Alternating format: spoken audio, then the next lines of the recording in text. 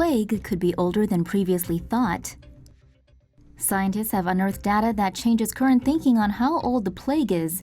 Research published in the journal Nature Communication describes how scientists found the bacterium Yersinia Pestis on the teeth of 3,800-year-old human remains in Samara, Russia. Researchers looked at the remains of 9 people. 2 of them had the bacteria. Yersinia Pestis gave rise to the bubonic plague. The scientists used sequencing to analyze the samples and found that they predate current thinking on the plague's lineage, 3,000 years, by around 1,000 years. That puts it somewhere in the Bronze Age. Ever heard of the Black Death, Homo sapiens? It's an ancient plague that racked up a body count of over 300 million people. That's what the bacteria they found could lead to back then. Researchers suggest that there was at least 2 strains of plague lineage floating around at the time. Previously, it was suggested to be 1. Here's more on ancient history. A massacre? This will get demonetized for sure.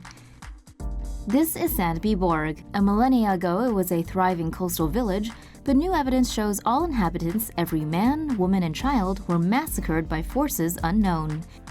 The Guardian writes that to this day, locals consider it a dark and dangerous place. They warned researchers to stay away, but they dug it up anyway. Research published in the journal Antiquity details a 1,500-year-old attack on the ring-fort village of Sandbyborg and on the southeastern Swedish island of Åland. To date, 3 of 53 houses have been excavated and the remains of 26 people have been found, including children. One of these contained 9 bodies. Those remains included mostly adults, 3 children, and an infant that were found inside. They were believed to have been slaughtered by raiders or a fire. Elsewhere on the site shows evidence of an elderly man who had fallen over a central fireplace. Researchers say he was unconscious or dead when he fell. There's 50 houses to go and more than likely more remains to be found. Researchers found a plethora of weaponry including swords, spears, and shields, as well as Roman currency and items. This part of Sweden was never part of the Roman Empire, but was influenced by it. The study writes the massacre occurred during a period of great unrest and migration after the fall of the Roman Empire. And it wasn't just people who got maimed. The remains of various animals, a horse, sheep, and a dog, were also found on the site.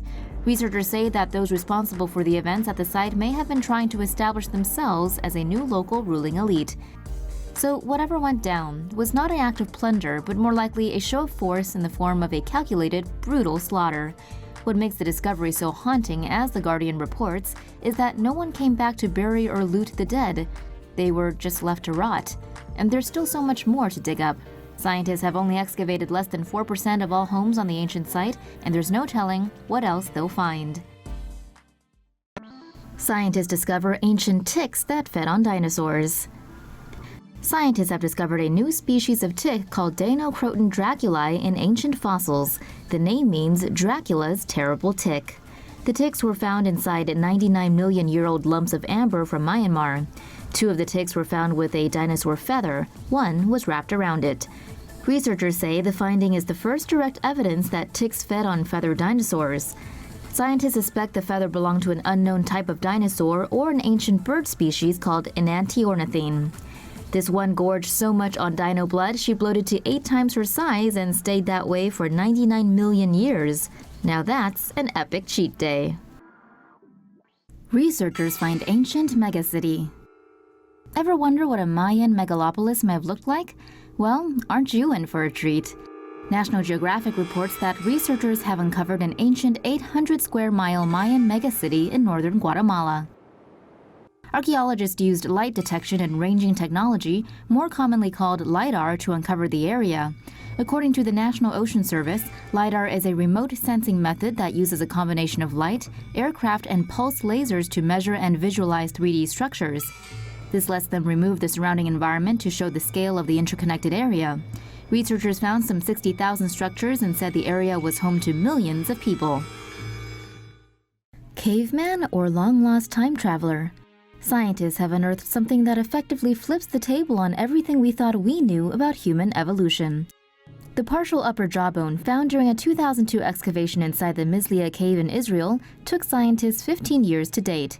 Their research, which included virtual reconstruction, places the jawbone as between 170,000 and 200,000 years old. The oldest human remains on record were found at Jebel Irhoud in Morocco. These are 300,000 years old. Many archaeologists believe humans migrated out of Africa around 60,000 to 150,000 years ago. The jawbone findings suggest humans left Africa 200,000 years ago. The jawbone contains 5 similarities to human jawbones. These are the small parabolic dental arch, an area of the incisive foramen. The finding corresponds with where the upper jaw and jaw ridge connect with the maxilla area of the human skull, as well as the position of the nasal cavity floor. If accepted as human, the jawbone could push back the history of human evolution by at least 100,000 years. Ancient archaeological site facing pollution threat. One of the world's oldest, and perhaps most important underwater archaeological spots, is at threat from pollution. The Sac-Actun cave system is located on the Yucatan Peninsula, south of Cancun on the Mexican coast. It is believed to be the world's largest underwater cave system. Recently, researchers found a network of 248 sinkholes spanning 216 miles there. Divers also found 9,000-year-old human remains, as well as bones from ancient elephants, extinct bears, and giant sloths.